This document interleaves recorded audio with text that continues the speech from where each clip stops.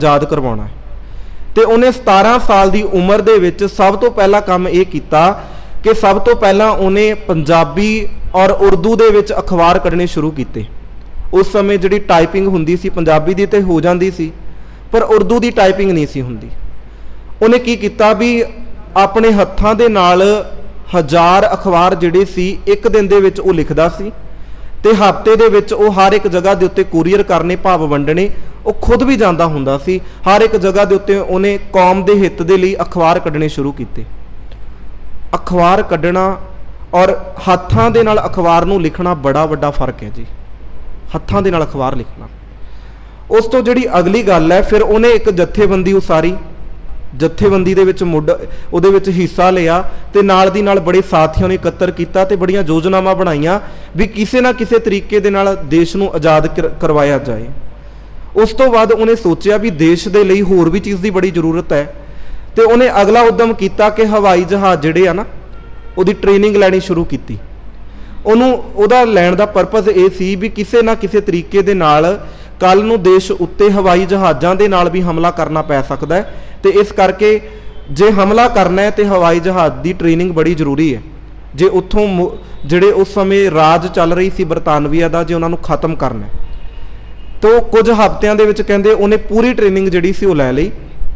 उस तो अगला कदम सी जी, उहदे कोल 1000 एड्रैस हुंदे सी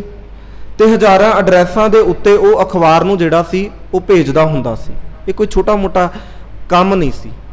हुण उसदी सब तो वड्डी जिहड़ी खासियत ये सी कि क्योंकि इस पार्टी लई हथियारां दी बड़ी जरूरत सी, हथियार किद्दां इकट्ठे करने आ। हुण करतार सिंह सराभा दे जीवन दे विच ये अहम मोड़ आउंदा है कि करतार सिंह सराभा सोहण सिंह भकना जी नूं मिलदा है, ते सोहण सिंह भकना कहंदा है कि जे लहर नूं अगे लैके जाना है तो हथियारां दी बड़ी जरूरत है। तो हथियारां दी जरूरत लई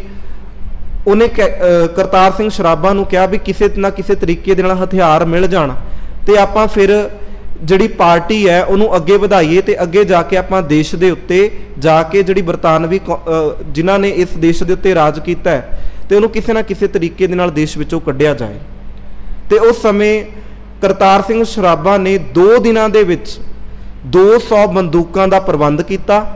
और 2000 मैगजीनां दा जिहड़ा सी वो प्रबंध किया ताकि लोड़ पैण ते हथियार काम आ सकण। हुण वो किस तरीके दे नाल हथियारां नूं अपनी होंद विच लैके आउंदा है, किस तरीके नाल करदा है, कहंदे वो सब तो पहला भारत गया, भारत देश विच आया।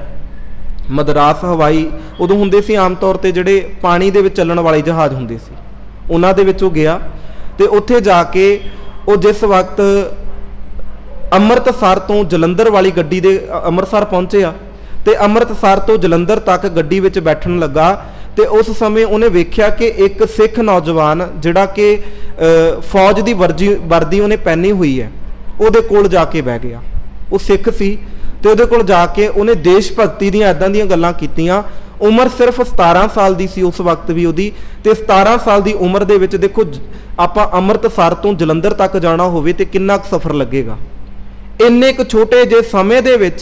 करतार सिंह सराभा ने उस फौजी दे उत्ते इन्ना प्रभाव पाया। उन्हें पुछया उन्होंने कि तू की करदा है, तो उन्हें दस्सिया कि लाहौर दे विच जिहड़े हथियारां दी सप्लाई करदे आ उहदे विच जिहड़ियां बंदूकां ने जिहड़े उहदे विच कारतूस पैंदे आ, मैं उन्हां दा उहदियां जिहड़ियां चाबियां ने वो मेरे हत्थ विच हुंदियां ने, उन्हां दी देखभाल दा जिम्मा मेरे जिम्मे उत्ते है। ते जलंधर तक जांदिया जांदिया कहंदे जिस वक्त जलंधर तो विछड़न लगे तो वह सिख जिहड़ा फौजी सी वो करतार सिंह सराभे तो कहंदे इन्ना प्रभावित होया, उन्हें ये गल कह दी कि जदों मर्जी तू लाहौर विच आ जाई तो लाहौर दे विच आ जिहड़ियां चाबियां ने मैं तेरे हत्थां दे विच रख दांगा, जिन्ने भी तैनूं हथियारां दी जरूरत है वो तैनूं जिन्ने भी हथियार ने वो सारे मैं सप्लाई करांगा। हुण गल ये सी कि देश दे लई कुछ ना कुछ करना। देखो 2 दिनां दे विच उन्हें हथियारां दा प्रबंध किया तो 2 दिनां दे विच उन्हें सोहण सिंह भकने नूं स्लिप दे दी कि जिहड़ा जहाज़ तुसीं लैके आ रहे हो इस जहाज़ दे विच वो हथियार ने ते वो हथियार वो पेटियां दे विच बंद ने ते तुसीं जदों मर्जी आके इस देश दे विच क्रांतिकारी विचार जिहड़ी क्रांतिकारी लहर है उन्होंने उठा सकदे। सो इस तरीके दे नाल ये हथियारबंद हुई। पर गल ये सी भी गदर पार्टी की जिहड़ी लहर सी वो बड़ी वड्डी सी, बड़े वड्डे उन्हां दे अहम सहयोग सी इस देश दे लई। पर कुछ क विच जिद्दां आपां कह लईए भी सरकार दे नाल चापलूसी करन वाले सन, उन्होंने कहते कुछ शिकायतां जिहड़ियां सन उस देश दे जो देश दे विच बरतानवी कौम सी जिहड़ी उस सरकार सी उहदे तक पहुँचाणियां शुरू कर दित्तियां, जिहदे करके जदों सोहण सिंह भकना जी वो मद्रास दे कोल पहुँचदे आ कोलकाते दे कोल, ते उस वक्त कहते सोहण सिंह भकने नूं गिरफ्तार किया जाता है। तो जदों सोहण सिंह भकने नूं गिरफ्तार किया तो उत्थों लिया के अमृतसर लुधियाने दे कोल उहनूं कुछ क समय उहदी जिहड़ी कचहरी चलदी है, तो कचहरी तो बाद आखण लगे कि उहनूं जदों जेल दे विच भेजिया जांदा है तो उस वक्त जिहड़ा करतार सिंह सराबा है जिस टांगे दे विच सोहण सिंह भकना जी बैठे ने ते नाल कुछ पुलिस वाले ने उस टांगे दे विच, ते करतार सिंह सराबा कहंदे साइकिल दे उत्ते टल्लियां बजा के उहदे कोल जांदा है ते उन्हां दे नाल गल करदा है। ते सोहण सिंह भकना जी लिखदे आ कहंदे मैं बड़ा हैरान सा भी इन्नी फुर्ती सी, मैं उह तों पहला तुरिया सा पर मेरे तो पहला वो देश विच खुद बैठा सी, ये उहदी सब तो वड्डी फुर्ती सी। ते उस तो होर भी उन्हें अगलेरे काम कीते। फिर उस तो बाद की होया भी इन्हां ने पार्टी दी जिहड़ी होर सीमा सी उहनूं अगे करना शुरू कीता, पर गल उही सी कि विच कुछ लोकां ने मारना शुरू कीता कि ये लहर जिहड़ी सी वो एकदम फेल होनी शुरू हो गई। तो फेल हुई तो कुछ ने जदों चापलूसियां कीतियां ते सरकार उस समय जिहड़ी बरतानवी सरकार सी उहदे विच 24 जाणियां दे नाम जिहड़े सी वो लिस्ट दे विच आए। 24 दे विचों जदों उन्होंने फांसी की सज़ा होनी शुरू हुई जिहदे विच करतार सिंह सराबा भी सी, उस समय उम्र 18 और 19 दे विच सी। ते जिस वक्त वो वेखदे आ कि करतार सिंह सराबा की जिहड़ी उम्र है बड़ी थोड़ी है, तो जज जिहड़े सी बड़े हैरान होए भी तेरी तो उम्र बड़ी छोटी है तो असी तेनों फांसी की सज़ा तो नहीं दे सकते, पर कहते असी तेनों फांसी तो बचा सकते हैं, पर जेकर तू अपनी गलती नूं कबूल कर ले तो तू सॉरी मंग ले और जिहड़ियां तुहाडीआं योजनावां ने उहदे प्रति सानूं जाणू करवा दे तो तेरी फांसी की जिहड़ी सज़ा है उन्होंने रुकवाया जा सकता है। पर करतार सिंह सराबा वो अपनी गलती नूं नहीं मानता और वो कहता है कि ये जिहड़ी जिंद है वो मैं इस कौम दे लई लाउणी है तो इस कौम दे लई ही लावांगा।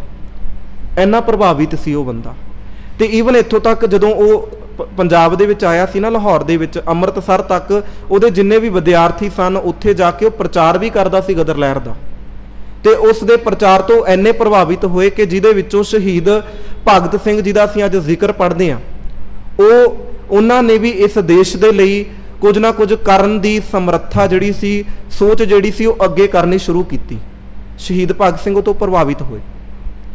फिर उस तो बाद जिहड़ी अगली गल है कि इन्हां नूं जदों फांसी की सज़ा होनी शुरू हुई 1915 दे विच, ते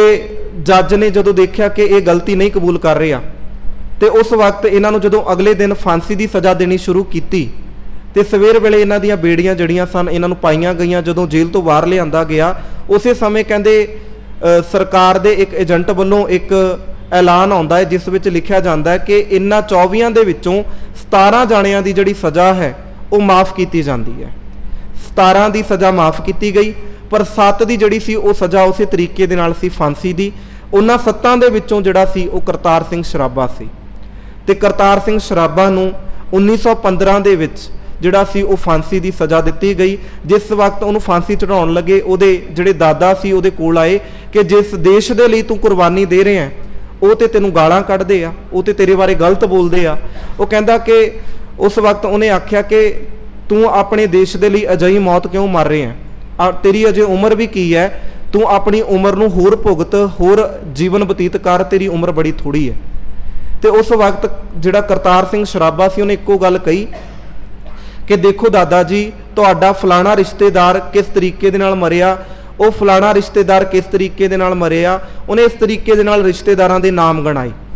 गणाउंदे गणाउंदे उन्हें दस्सिया कि वो बस इन्नी क मौत मरे तो सिर्फ अज तुहाडे तक ही याद ने, उस तो बाद उन्हां नूं कोई याद करन वाला नहीं आ। पर यह चेते रखो कि अज मैं अपनी कौम के लिए शहीद होने वाला वां, अपने देश के लिए अज शहीद होने वाला वां, रहिंदी दुनिया तक मेरा नाम गुजेगा। एक असी कविता जी स्कूल टाइम दे विच पढ़ते हैं, पर अज वो कविता किसी ना किसी तरीके दे नाल चेंज की गई, जो कि इन्हां 24 जिहड़े जिन्हां नूं फांसी देनी सी, जिन्हां विचों बाद विच 7 नूं दित्ती गई, उन्हां ने कविता लिखी।